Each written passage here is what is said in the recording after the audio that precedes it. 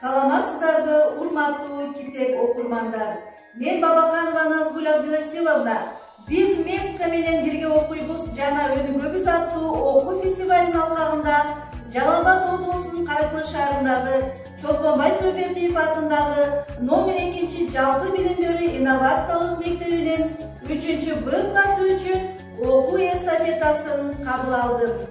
Мен сиздерге кыргыз эл жомогунун Карынын сөзүн капка сал деген жомокту окуп берем. Автору Жонокбеков Атыгулова. Карынын сөзүн капка сал кыргыз жомогу. Илгери өткөн заманда өзүнүн байлыгына, бийлигине ишенген хан жашаптыр. Бир айылга баш болуп, элин башкарып туруптур. Анын бийлиги абдан күчтүү болгон экен. Бир күнү хан айылдагы кары катамдардын баарын жардан ыргытып өлтүрүүнү буйрук кылат. Жендеттери буйрукту так аткарышат.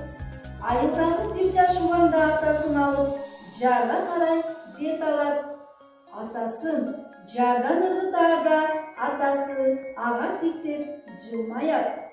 Бала атасынын жылмаюусунун себебин сураганда, балам, сен да мендей болоорсуң.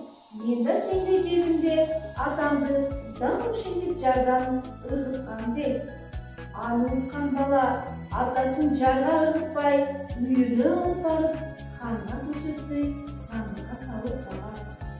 Бир күнү хан калкына көлдүн түбүндө жаткан алтын салынган кумараны алууларын буйрук кылат. Эр азаматтардын баары алтынды алуу үчүн көлгө түшүп, кайра кайтпайт. Бул көрүнүш бир нече күнгө чейин созулат. Бул окуяларды жаш улан атасына айтып берет. Ким алтын салынган кумараны алып чыкса, ал адамдын баардык каалоосун орундатарын жарыялайт. Анда атасы баласына: балам, бул кумара көлдүн түбүндө эмес, анын жээгинде өскөн бактын башында турат. Анын көлөкөсү көлгө түшүп турат. Сен көлгө түшпөй, бакка чык. Жаш улан бакка чыгып, алтынды ханга алып келип берет. Таң калган хан баладан алтынды кантип алганын сурайт. Жаш улан атасынын айтканы боюнча көлдөн эмес, бактын башынан алганын айтып берет. Ошол күндөн тарта хан айылдагы кары катамдарды сыйлап, алардын кең кеңешин угуп, элдин башын бириктирип жашап калган экен. Балдар, силерге жумук жактыбы? Ооба. Анда балдар, мен силерге 3 суроом бар. Атасы эмне үчүн өз баласы жардан ыргытканын жакса жылмайды? Биринчи суроого жооп берем. Анткени өзү да бир кезде атасын жардан ыргытканын эстеп алып жылмаят. Экинчи суроо: хандын жендеттери эмне үчүн көлгө түшүп, кайра кайтпай калышты? Үчүнчү суроо: бала кумараны кантип таап алды? Мен Алмекова Сезим экинчи суроого жооп берем.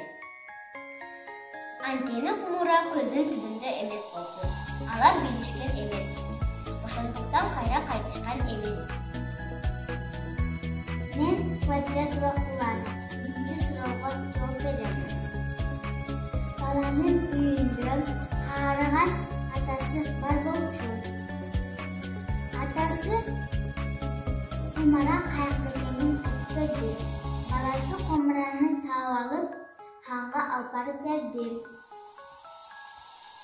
Балдар, азаматсыңар.